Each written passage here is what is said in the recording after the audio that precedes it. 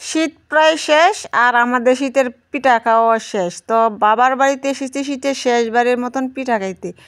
তো hello everyone, আসসালামু আলাইকুম। আমি তামান্না চলে আসলাম আপনাদের সাথে একটা লং ভিডিও নিয়ে।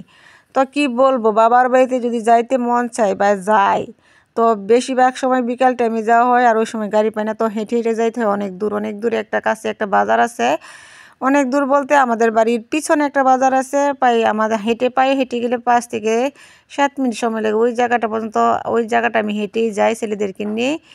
সেই জন্য আর কি আপনাদেরকে একটু ভিডিও করলাম, দেখাইলাম। তো চলে আসছি বাবার বাড়িতে পিঠা খাইতে। বোনে ফোন দিয়ে বলতেছে আসো, শীত তো শেষ হয়ে যেতেছে, শীতের পিঠা এখনও খাওয়া হয়েছে। তো শীতে সব ধরনের পিঠাই খাওয়া হয়েছে, তবে বাবা পিঠাটা খাওয়া হয় না। আমাদের এলাকায় পিঠাটাকে বাবা পিঠা বলে ডাকে, আপনাদের এলাকায় কী বলে জানি না। আর আপনারা নিশ্চয়ই একটু কমেন্ট করে জানাবেন আপনাদের এলাকায় এই পিঠাকে কী পিঠা বলে ডাকে। তো দেখতে পাচ্ছেন আমার বোনে চালে করতেছে। আর ওই যে দেখতে পাচ্ছেন এগুলো হচ্ছে টক বড়ই। এগুলো আমার ছোটো বোন ওর স্বামীর বাড়ি থেকে আনছে আমাদের জন্য। তো এগুলো গিয়ে দেখি আমার আম্মা আবার ফ্রিজে রেখে দিচ্ছে। তো পিঠার জন্য আমরা রেডি করতেছি। ওই যে দেখতেছেন নারিকেল, ভাপা পিঠা তৈরি করতে গেলে নারিকেল লাগবে, তারপরে খেজুরের গুড় লাগবে।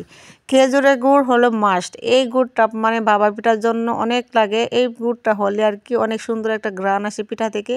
তো আমার ওই বোনে ওই দিক দিয়ে চালগুলো গুঁড়ো করতেছে, ওই দিক দিয়ে আমি খার রেডি করতেছি। খার গুড় যাই বলে না কেন ওইটা রেডি করতেছি পিঠা তৈরি করার জন্য। আর ওই পাশে আমার আম্মু কী করছে, রাইস কুকারের উপরেরটা না একটা পাতিলে বসায় দিছে, বলতেছে যেহেতু রাত হয়ে গেছে একসাথে 3 থেকে 4টা করে দিয়ে দিবা। ওই দিক দিয়ে ছেলেমেয়েরা পিঠা খাওয়ার জন্য মানে হই হুল্লো করতেছে। তো ওই দিক দিয়ে আমার বোনের মেয়ের জন্য আবার সুজিটা রান্না করেছে। আর এই যে দেখতে পাচ্ছেন আমার বোনে কিন্তু পিঠাটা তৈরি করতেছে ওই পাশ দিয়ে। আমিও তৈরি করছি, তো ওরে বলছি তুমি প্রথমে করো তারপরে আমি করি।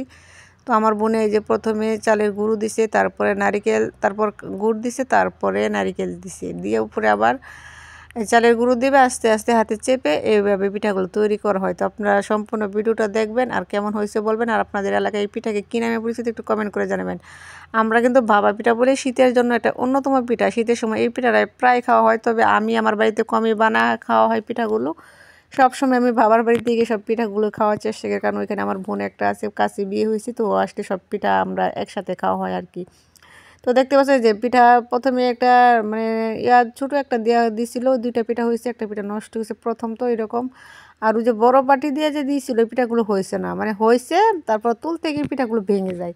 তো আমার আম্মু বলতেছে আবার ছোটোটা দিয়ে দেও। তো ওইভাবে পিঠাগুলো তৈরি করা হচ্ছে। তো পরের দিন সকালবেলা আমার বাবা আবার বাজার থেকে মানে মুরগি নিয়ে আসছে, বলতেছে ছেলেদের জিজ্ঞেস করছে তোমরা কী খাবা, মুরগি খাবা না গরু খাবা। তো ওরা তো ছোটো মানুষ, ওরা গরুর মাংসের কদরটা একটু বোঝে না, ওরা মুরগির মাংসটা খেতে চাই। আবার দুপুরবেলা ওই যে বড়ই ভর্তা করছি, টক বড়িগুলো দিয়ে আমার বোনে আনছিল। তো আজকে আমাদের ভিডিওটা কেমন লাগছে অবশ্যই কমেন্ট করে জানাবেন। আল্লাহ হাফেজ।